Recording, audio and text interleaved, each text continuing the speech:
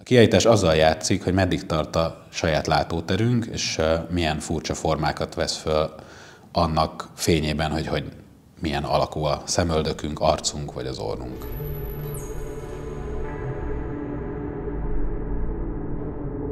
A képeken és a szobrokban látható jeleneteken egy mindenkinek ismerős, nagyon egyszerű történet jelenik meg, ami akár 2, akár 3 vagy több embernek az egymáshoz fűződő viszonyával foglalkozik, és azt térképezi fel.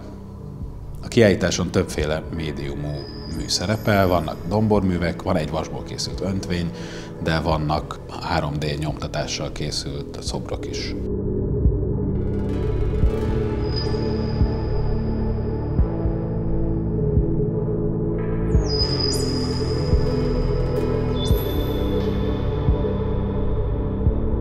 Régebben a látással foglalkozó munkáimnál azt mondtam, hogy a munkamódszerem az az önmegfigyelés, vagy a világnak az önmagam általi megfigyelése. Ebben az esetben azt tudom mondani, hogy a munkamódszerem a szorongás. A kiállításon nem csak a történetben fedezhetünk fel olyan dolgokat, amikkel rezonálhatunk, hanem ki is próbálhatjuk némelyik műnél, hogy meddig terjed a saját látóterünk.